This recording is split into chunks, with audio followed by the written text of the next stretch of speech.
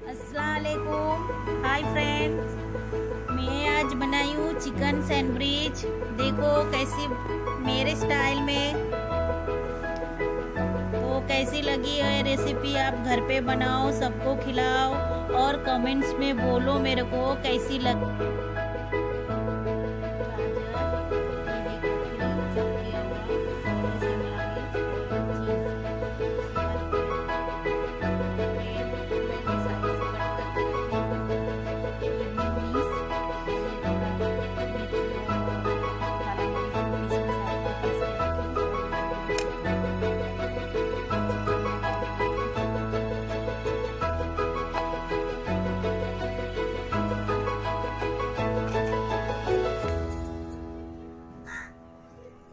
गाजर डाल रही हूँ, ककड़ी,